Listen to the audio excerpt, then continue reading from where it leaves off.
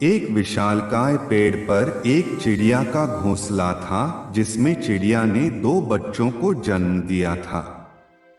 मादा चिड़िया अपने बच्चों की देखभाल करती और नर चिड़िया बच्चों के लिए रोज भोजन की व्यवस्था करता। दोनों मिलकर बच्चों का पालन पोषण अच्छे से कर रहे थे।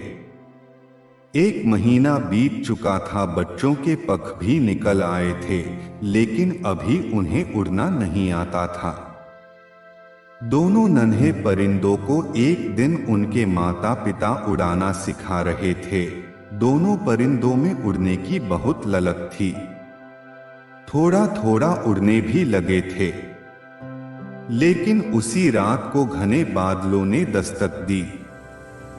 देखते ही देखते जोरदार आंधी आती है।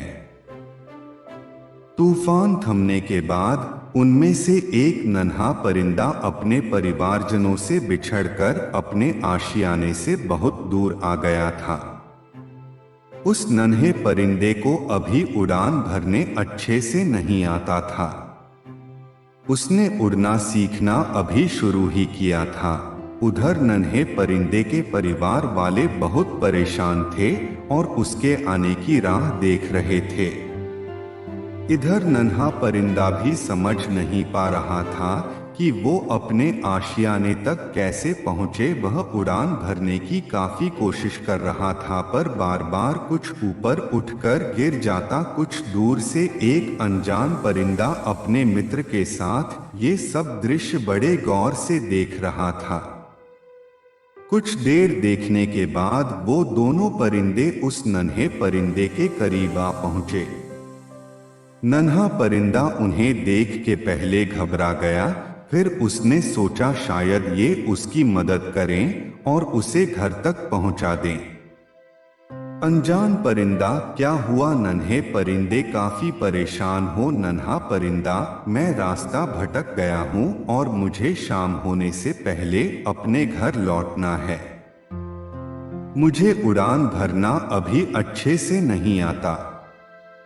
मेरे घर वाले बहुत परेशान हो रहे होंगे। आप मुझे उड़ान भरना सिखा सकते हैं? मैं काफी देर से कोशिश कर रहा हूं, पर कामयाबी नहीं मिल पा रही है। अनजान परिंदा थोड़ी देर सोचने के बाद, जब उड़ान भरना सीखा नहीं तो इतना दूर निकलने की क्या जरूरत थी। वह अपने मित्र के साथ मिलकर नन्हे परिंदे का मजाक उड़ाने लगा। उन लोगों की बातों से नन्हा परिंदा बहुत क्रोधित हो रहा था। अनजान परिंदा हंसते हुए बोला, देखो, हम तो उड़ान भरना जानते हैं और अपनी मर्जी से कहीं भी जा सकते हैं। इतना कहकर अनजान परिंदे ने उस नन्हे परिंदे के सामने पहली उड़ान भरी।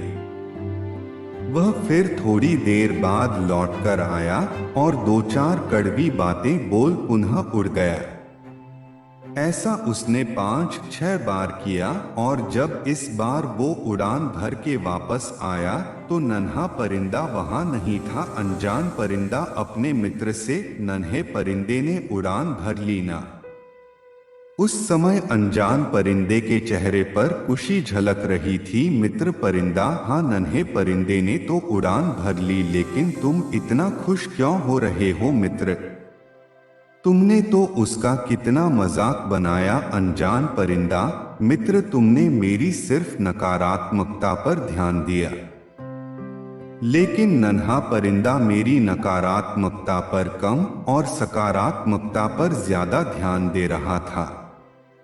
इसका मतलब यह है कि उसने मेरे मजाक को अनदेखा करते हुए मेरी उड़ान भरने वाली चाल पर ज्यादा ध्यान दिया और वह उड़ान भरने में सफल हुआ।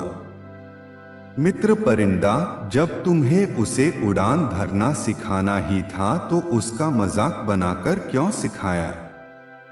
अनजान परिंदा, मित्र।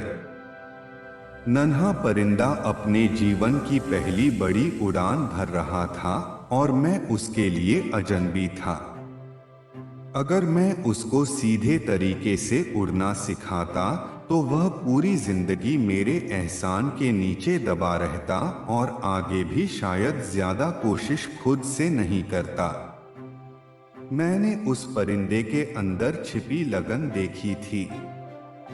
जब मैंने उसको कोशिश करते हुए देखा था तभी समझ गया था इसे बस थोड़ी सी दिशा देने की जरूरत है, और जो मैंने अनजाने में उसे दी और वो अपने मंजिल को पाने में कामयाब हुआ।